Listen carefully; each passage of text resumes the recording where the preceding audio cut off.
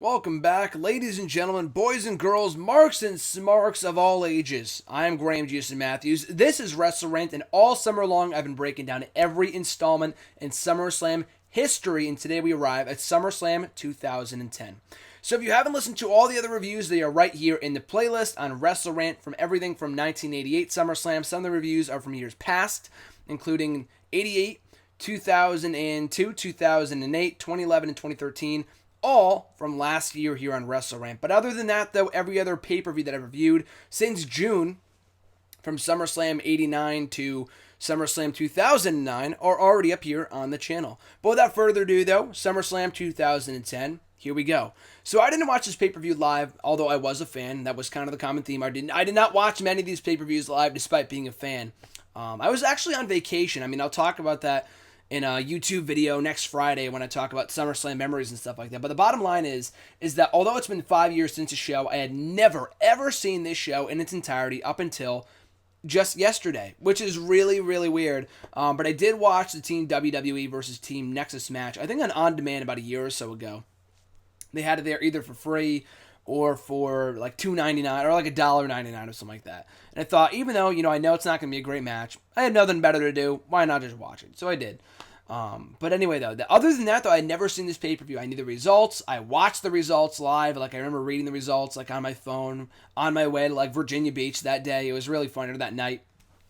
So anyway, though, kicking off the show for the Intercontinental Championship, Dolph Ziggler defending against Kofi Kingston. So it was just 9 days before this that Ziggler beat Kingston for that Intercontinental title after some interference from Vicky Guerrero via some questionable means, leading to the rematch on this pay-per-view. Now, these two would go on to have way better matches. Their matches on SmackDown before this were better, and their matches on SmackDown and at Night of Champions after this were a lot better than this. This was just kind of a filler match, as we would soon see.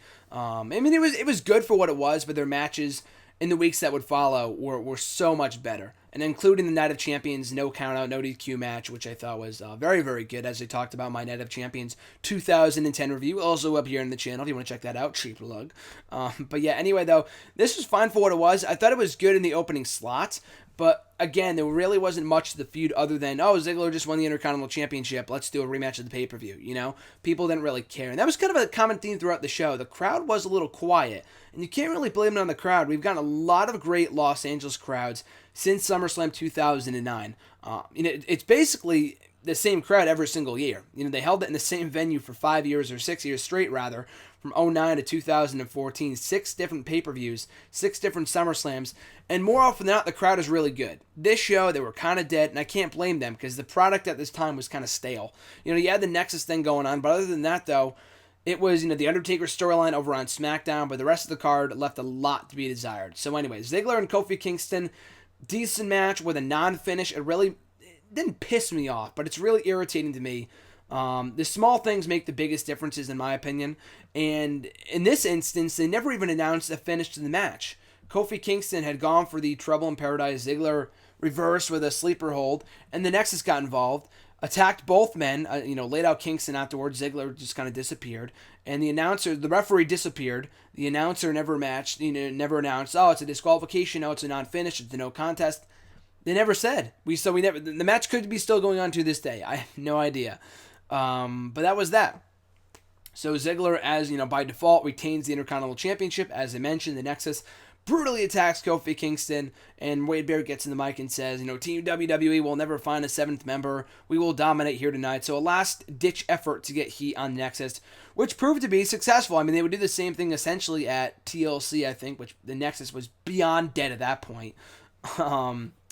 But yeah, this was kind of like their last-ditch effort to get heat on the group before the big match later on that night, which I could see why they did it. They could have done it with a better match, which could have meant a little bit less like a Hart Dynasty match or a Santino match. Not the IC title match. It seemed a little random in my opinion, but it was what it was, and people were eating it up. They were booing the Nexus like crazy. They were still over as all hell, until what happened later on in the night. John Cena's win. That killed the group indefinitely, but I'll get to that when I get to it. After that, though, for the Divas Championship, we had Melina contending for the gold against Alicia Fox. Again, a match that really had no story to it. I was excited to see Melina back. She returned a couple weeks before SummerSlam. This was her hometown. She was from the Los Angeles area. She was from California. So it made sense to put the belt back on her. But she came back. She targeted the Divas champion, Alicia Fox. She beat her in a non-title match on Raw. So that really doesn't bode well for the champion more often than not. When you lose a non-title match, why not just have her win a number one contenders match? It is what it is. Leading to the title match on this show, which was good. They got 5 minutes, but the crowd couldn't have given two shits. I mean, this was the infamous match that got Cameron into the WWE. So thank you, Melina and Alicia Fox, for giving us Cameron from the 2011 season of Tough Enough. But if this was the match that made Cameron a fan of wrestling, then God bless her, because this match was boring as all hell. No reflection on the talents of either woman. Don't get me wrong, like I'm burying the woman. Like people think that sometimes, either on these WrestleRant reviews or my reviews on my website. It's not the women's fault. It's the fucking booking of these matches and the feuds. They are shit. You know, I thought the women's wrestling or the women's division or whatever back in the Attitude Era was bad. You know, that was a terrible perception of women. But, you know, in 2010, that division was fucking dead. And I was so glad. I mean, it didn't even do anything to help the division. When they merged the two belts after this match, after Melina won, the crowd, again, they popped a little bit. Other than that, they couldn't really care less. But afterwards, Lay Cool comes out. They start bullying Melina. They ruin her title victory and essentially tease a title match at Night of Champions, which they would do, which Layla Cool would win, thus retiring the women's title, and definitely in which we should bring it back. That title is so much better than the godforsaken Divas Championship. But that's another rant for another day. So this match, though, boring as all hell. No real feud here. Nice little pop for the title change. That was it. Planting the seeds for the subsequent pay-per-view. And that's it. You know, Alicia Fox was a paper champion. You know, she is really good. Melina is a very good in-ring athlete. That's what I'm talking about. No reflection on the women themselves. It's just the fucking booking. There is no feud, no promo time from either woman. Alicia Fox, who had been on a tear as Divas champion for nearly 2 months, lost the belt with ease on this show. Melina, I think, injuring her knee, which I'm pretty sure was legitimate. They never really went back to that spot after that, so it was kind of strange. Alicia Fox did not target the knee of the soon-to-be Divas champion. And Matt Striker was like, "Oh, why isn't Michael Cole was asking, why would Alicia Fox go for the knee?" And Matt Striker said, maybe she didn't see her injure the knee. And Michael Cole was like, "Oh no, he was looking, she was looking right at her, so I don't know what that would be." And a total clusterfuck. It was kind of weird, but anyway, Melina, your new Divas champion, and as I said, planting the seeds for the title unification match between her and Lay Cool at Night of Champions the following month. After that, a 3-on-1 handicap match of Big Show versus CM Punk, Luke Gallows, and Joey Mercury, collectively known as the Straight Edge Society. What a missed opportunity. And you don't need to watch CM Punk's documentary to get that, impression. I was so pissed. I mean, I was a big CM Punk fan. This is around the time I started to really get into CM Punk. Not so much the Straight Edge Society, but I thought the group itself had a lot of potential, especially looking back now. The good workers that you had in that group, you had Luke Gallows, whatever you want to call him. You had Joey Mercury, Serena, one of the best women's wrestlers in the world. And CM Punk, not to mention. And they went nowhere. They fed them to the fucking Big Show. They lost this match. They would lose a 2-on-1 handicap match on SmackDown, which kind of served as the turning point, the breaking point. The boiling point, I guess, is the right term for it. For the Straight Edge Society, they would they would go their separate ways. They would part ways, leading to Punk getting a 1-on-1 match in his hometown of Chicago against Big Show at Night of Champions. And even that, he wouldn't win. Like, what the fuck? You know what I mean? It didn't make any sense. But whatever. The match was basic. It was a basic handicap match. They couldn't even win that match. It was pathetic. The only highlight from this match, I will say, was CM Punk coming out wearing a "I broke Big Show's hand" t-shirt, which I thought was hysterical. The reference alone to, I think, Greg the Hammer Valentine, as Matt Striker said on commentary, a little ode to breaking someone's leg. I broke so-and-so's leg. I forgot what his t-shirt said, but CM Punk kind of making reference to that. And anything involving, harm to Big Show is, I'm just kidding. But you know what I mean. I'm not a huge Big Show fan. It's not because of that I didn't enjoy this match, but it just made no sense. Why would you bury the Straight Edge Society? You already unmasked the guy for no, intent or purposes at all. whatsoever. It had no build at all. And then you lead to this match, again, very little build. The match sucked. The wrong person went over. The wrong person. They didn't win a single fucking match against the Big Show. They lost this match. They lost a 2-on-1 handicap match on SmackDown. And they lost the Night of Champions match. What did Big Show get out of this? After this, he went on to do nothing. He was on, like, no pay-per-view cards in the final half of the year. Like, what the fuck? You know, it just makes me so angry that they ruined something great in the Straight Edge Society for the benefit of the Big Show of all people. Oh, moving on. For the WWE Championship, Randy Orton contending for the gold against Sheamus. Again, a really flat match. And it says here on the on Wikipedia that it was a last chance match. I don't remember that at all. I don't remember this being a last chance match. So I don't know if that's a lie or what. And the commentators never made any mention of it, but it is what it is. And they also put that had anyone interfered in the match, they would have been suspended indefinitely. That's kind of stemming from Sheamus's defense at the Money in the Bank pay-per-view where the Nexus involved and kind of helped him retain the WWE Championship. So, but it's not like it led to a clean finish. The match itself was pretty boring and kind of dragged on for 18 minutes. And Orton and Sheamus, I've said this time and time again, they do not have any in-ring chemistry. They've had a good match here and there. I thought their match at Battleground was very good at the Battleground pay-per-view a couple weeks ago. This match was not one of those matches. It bored me to tears. It got really good in like the final few minutes, but that's about it. It got good in like the finishing sequence in the final minute or two. The rest of the 17 minutes in this match were boring as all hell. And then, if anything, worse yet, it leads to a terrible non-finish with Sheamus getting himself disqualified in lackluster fashion. Orton beating the shit out of him after the match anyway. They wanted to protect Orton. They did not protect Sheamus. His second run with the title was barely as good as his first run. The second stint with the championship. His second reign was just barely better than the first, but not that much because he was booked to look like a complete puss. The match was boring. The non-finish was a disappointment. And Orton got the better of him anyway. So why not just give him the championship? They had him win the belt and Night of Champions, so why not just give him the championship here? It didn't make any sense. But yeah, total bore fest of a match, and these two would have so many better matches down the line. Again, the saving grace was the final few minutes of the match. They were good, but not enough making this match worth watching. Worthwhile, you know what I mean? Because the match itself was pretty boring. The non-finish was a terrible excuse to kind of get out of this, a terrible scapegoat. And then the post-match, Sheamus got beat the fuck out of anyway, so what was the point? For the World Heavyweight Championship after that, we had Kane defending against Rey Mysterio. Again, a boring match. It wasn't terrible. It just did not do anything for me at all. It got good in the final few minutes, but Kane and Rey Mysterio are not known for their stellar outings over the years. They had some decent matches in late 2008, but other than that, though, they didn't have many amazing matches. They were okay at best, and this was, one of those matches. I was just fucking, my mind was blown that Jack Swagger, the guy who was in main event of pay-per-views, who was the World Heavyweight Champion for a number of months, wasn't even on this show, wasn't even acknowledged. It was weird. The guy went from being World Heavyweight Champion at Money in the Bank to not being on SummerSlam at all. It wasn't even like he opened the show. He wasn't even on the pay-per-view. I was like, wow, that was, talk about a transitional champion if I've ever seen one, much like Alicia Fox. And Swagger was booked even worse than Fox was during his stint as champion. 2010 was not a good year. But anyway, like I said, got good in the final few minutes. Kane in the end, beating Rey Mysterio to successfully retain his World Heavyweight Championship. After the match, grabbing the mic and just kind of threatening to attack Rey Mysterio for being the attacker of his brother. And then Kane closes the lid on the casket that he brought to ringside, opening it back up, and there is Undertaker making his grand return at SummerSlam for the third consecutive year.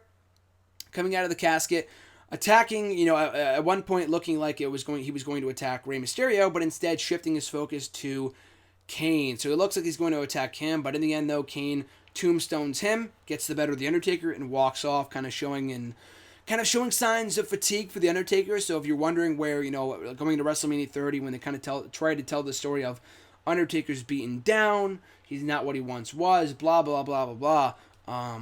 This kind of was the beginning of that story, that Undertaker was still in a vegetative state. He did not come back 100%, and this was kind of the beginning of that story being told.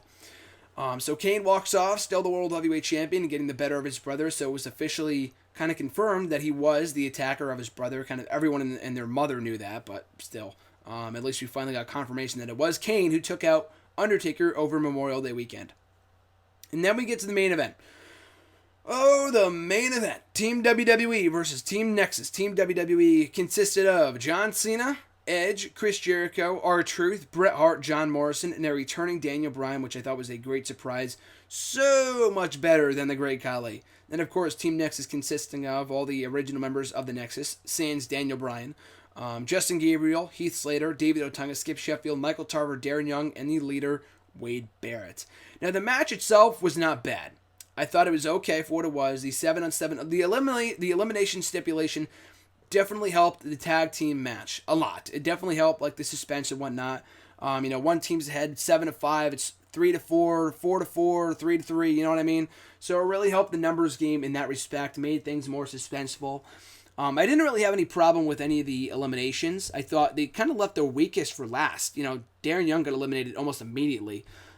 They saved Heath Slater. He eliminated both Edge and Jericho. That was kind of surprising. Sheffield got a big boost by eliminating both R-Truth and John Morrison.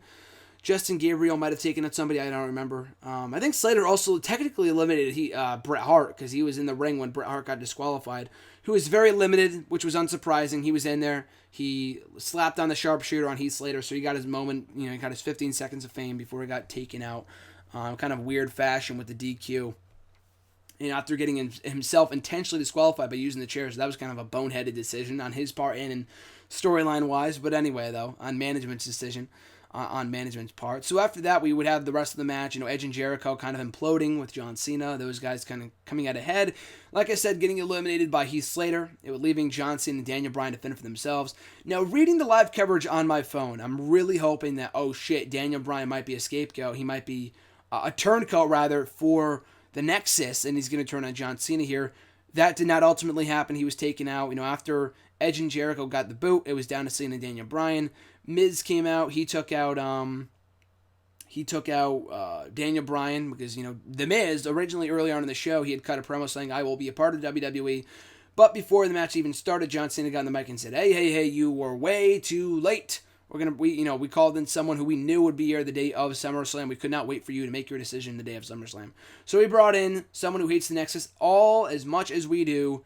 My seventh member of Team WWE is Daniel Bryan. Not a huge pop, but it was pretty cool. I was shocked. I was like, fucking Daniel Bryan, that's awesome. And I was marking out in the car. And then I'm thinking, oh shit, he might actually, rejoin the Nexus. But in the end, though, he got eliminated by The Miz, which is fine. Kind of planted the siege for that feud to let into their Night of Champions match for the U.S. Championship. Leaving John Cena and in the ring with Justin Gabriel and Wade Barrett. Now, I thought it was pretty funny. This should have been the moment the Nexus broke out and attacked John Cena and won the match. However, they beat the shit out of him for like 5 to 10 minutes.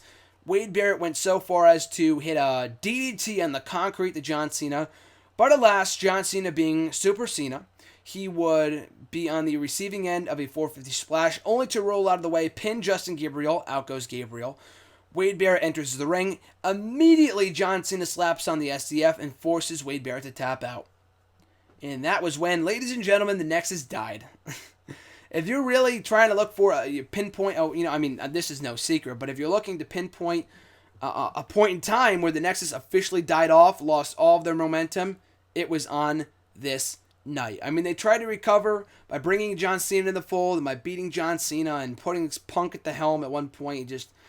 It was dead. It was no use. They should have won this match. And I thought it was hilarious, too, because after Edge and Jericho got eliminated, they got pissed at Cena. They were attacking him at ringside, and Jericho starts slapping John Cena before walking off. He goes, "You're a stupid man. You're a really stupid, stupid man." And when I thought, is he saying that because he got eliminated in the storyline sense, or is he saying that because he knows that Team Nexus should have gone over? And it's a very well-known story. Jericho had Edge on his podcast in late 2013. He was among his first guests, and he was talking about how that they went to John Cena. I think the original plan might have been for the Nexus to go over, and John Cena lobbied for his team to go over. Instead, he lobbied for that finish, and Edge and Jericho were like, "No, that's not smart. Why not have the Nexus go over?" And he's like, "No, it's fine, whatever he said." So after the match, John Cena comes to the back and said, "You know what? We really should have the Nexus go over." "No shit, Sherlock. You're fucking right. The Nexus should have gone over. You just killed any momentum they had going." Like I said, they tried to recover in the months that followed, but it was no use. People just did not care. I remember reading a report that September that said Vince McMahon is fuming over the Nexus sales, the lack, the plummeting sales of the Nexus t-shirts. What the fuck do you expect after you bury the group and make them look like pussies in the main event of SummerSlam? The group was never the same. Of course the t-shirt sales are going to bomb, which again was also bullshit, because even after that point, the t-shirt sales, I saw a Nexus shirt everywhere in the crowd in the months that followed in the latter half of 2010. So that was also bullshit. But imagine how better those t-shirt sales would have done if they went over at SummerSlam, And I've read reports in the past that WWE manipulates their merchandise sales, and for every one Nexus shirt they have, they'll print another additional 10 Cena shirts. It's bullshit. It's all politics. I don't know if it's true or not. That's just what I read. I would not be surprised, honestly. But that left a very sour taste in my mouth, as I'm sure it did many of you. The match itself wasn't even that bad. Like I said, the booking of the match up until like the final like 10 minutes wasn't bad. It made sense. People were excited to see one of the teams go over, Team Nexus. But the match itself wasn't bad. It was just that final finishing sequence that really pissed me off. It made no sense, and they killed anything these three guys, anything this entire stable of rookies had going for them.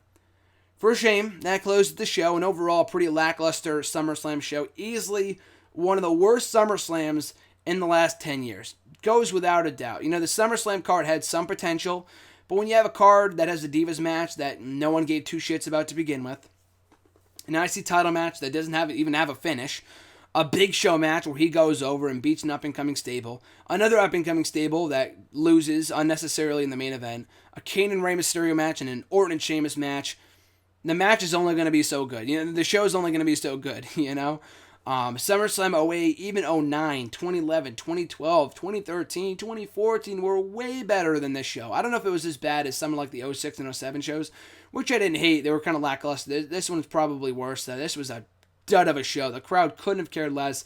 They were dead pretty much throughout most of the night, up until the ending and through the main event. But for most of the show, though, they just didn't care, and I can't blame them at all. So, would I recommend you watch a show? Absolutely not. There is not one redeemable match on this show that makes a show worthwhile. Even the main event, the ending outcome is cringeworthy, so I wouldn't even recommend you watching that match. Kane and Mysterio, Orton and Sheamus had moments of greatness, but otherwise pretty dull matches. Handicap match was a waste of time. Divas match no one cared about. And Ziggler and Kingston, fine for what it was, but they would have way better matches in the weeks that followed. So kind of a waste of time, so don't watch this pay-per-view if you don't have to. But hopefully this review kind of makes you change your mind about watching it on the WWE Network, and about, basically don't watch it. Basically what I'm telling you is do not watch this pay-per-view on the WWE Network. There are so many other better SummerSlam shows you should be watching. 08 or 09, 2011, 2012, 2013, 2014, 05, 02, 99, 98, 2000, 01. All of those are way better than this show. Exceptionally better. So don't even bother wasting your time on this pay-per-view. So anyway, all in all, that is my review of SummerSlam 2010. But before Tuesday, my review of SummerSlam 2012 should be up by then. And speaking of which, if you're wondering where my SummerSlam review for 2011 is, as I've talked about before, it's already up here on the channel. I'm not exactly sure what number it is, but it's already up here on the channel. Just type in on the YouTube search bar, SummerSlam 2011 review, GSM. It should be among the first top results that pops up in the search results. But in the meantime, in between time though, you guys can catch me on the Twitter at WrestleRant, on Facebook at facebook.com/graham.gsm.matthews. Be sure to check out the website for my full live reviews of Raw, SmackDown, Impact Wrestling, Main Event, Superstars, Ring of Honor, NXT, and everything else in between. So of course, as I mentioned on Tuesday, I'll be back with my full review of SummerSlam 2012. Be sure to like, comment, share, and subscribe to the channel. All support is greatly appreciated. You guys are great. Enjoy the rest of your weekend. I'm Graham Matthews, and I'll catch you folks down the road.